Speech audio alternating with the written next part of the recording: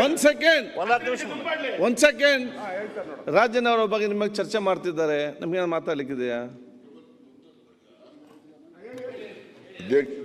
ಮಾತನಾಡಬಾರ್ದು ಅಂತೇಳಿ ನಮ್ಮ parliamentary minister ಕೂಡ ಪ್ರಸ್ತಾಪ ಮಾಡಿ ಹೇಳಿದ್ದಾರೆ. ಮುಖ್ಯಮಂತ್ರಿಗಳು ಬರ್ತಾರೆ, ಅದ್ರ ಬಗ್ಗೆ ಏನಿದೆ ಅಂತ ಹೇಳ್ತಾರೆ. ಆದರೆ ಅಶೋಕ್ ಅವರು ವಿರೋಧ ಪಕ್ಷದ ನಾಯಕರವರು, ಅವರು ನೀವು ಹೆಂಗೆ ಕೂತಿದ್ದೀರಾ, ಇಲ್ಲಿ ಹೆಂಗೆ ಕೂತಿದ್ದೀರಾ, ನೀವು ಸೀಟ್ ಅಲಾಟ್ ಮಾಡಿದಿರಿ, ಸೀಟ್ ಅಲಾಟ್ ಮಾಡಿ ಸೀಟಲ್ಲಿ ಕೂತಿ ಅದನ್ನು ಪ್ರಶ್ನೆ ಮಾಡುವಂಥ ಕೀಳು ಮಟ್ಟಕ್ಕೆ ನೀವು ಹೋಗಬಾರ್ದು ಅಂತಕ್ಕಂಥದ್ದು ನೀವು ಅದನ್ನು ಅರ್ಥ ಮಾಡ್ಕೋಬೇಕು.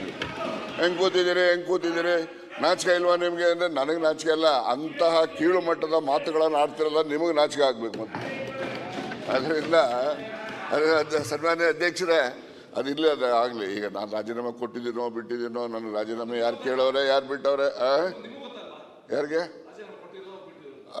ಈಗ ಅಧ್ಯಕ್ಷರೇ, ಮುಖ್ಯಮಂತ್ರಿಗಳು ಬಂದ ನಂತರ ಅವರು ಸ್ಟೇಟ್ಮೆಂಟ್ ಮಾಡ್ತಾರೆ ಅಂತೇಳಿ ನಮ್ಮ ಸಂಸದೀಯ ಸಚಿವರು ಹೇಳಿದ್ದಾರೆ, ಅದಕ್ಕೆ ಬದ್ಧನಾಗಿರ್ತೀನಿ. ಆಯ್ತು, ಮತ್ತೆ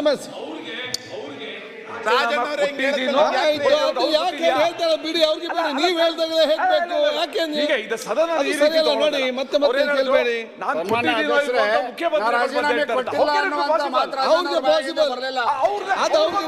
ಚರ್ಚೆ ಮಾಡ್ತೀರಿ. ಏನಾದ್ರೂ ಬೆಳವಣಿಗೆ ಇದ್ರೆ ನಾವು ಅವ್ರ ಗಮನಕ್ಕೆ ತರ್ತೇವೆ, ಸದನಕ್ಕೆ ಗಮನಕ್ಕೆ ತರ್ತೇವೆ. ರಾಜಣ್ಣ ಅವ್ರ ಒಂದ್ ನಿಮಿಷಕ್ಕೆ ರಾಜಣ್ಣ ಅವರು ಅಲ್ಲ, ಒಂದೇ ನಿಮಿಷ. ರಾಜಣ್ಣ ಅವರೇ, ನೀವು ನಾಚಿಕೆ ಆಗಲ್ವಾ ಅನ್ನೋ ಪದನ ನಾನು ಹೇಳಿಲ್ಲ, ಬಳಸಿಲ್ಲ.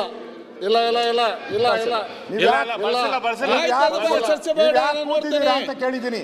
ನೀವು ಯಾಕೆ ಮಂತ್ರಿ ಅಲ್ದವರು ಅಲ್ಲಿ ಕೂತ್ಕೊಂಬಾರ್ದು ಅನ್ನೋ ದೃಷ್ಟಿಯಿಂದ ಕೇಳಿದ್ದೀನಿ ಅಷ್ಟೇ. ನಾನು ಅದ್ ಬಿಟ್ಟು ಬೇರೆ ಏನು ನಾನು ಹೇಳಿಲ್ಲ, ಅದೇನು ಹೇಳಿಲ್ಲ ನಾನು. ಅದೇನು ನಾನು ಹೇಳಿಲ್ಲ. ಅಧ್ಯಕ್ಷರೇ, ನೀವು ಇನ್ನೊಂದು ಪದ ಹೇಳಿದ್ರಿ, ಲಾ ಮಿನಿಸ್ಟರ್ ಹೇಳಿದ್ರು ಮಾತಾಡಬಾರ್ದು ಅಂತ. ಹಂಗಾರೆ ಏನು ಕಟ್ಟಾಕಿದಾರ? ಇದೇನು ಡೆಮೋಕ್ರಸಿ ಪ್ಲೇಸ್ ಇದು? ಪ್ರಜಾಪ್ರಭುತ್ವನ ಸತ್ಯ ಹೇಳಿ ಏನಾದ್ರಲ್ಲ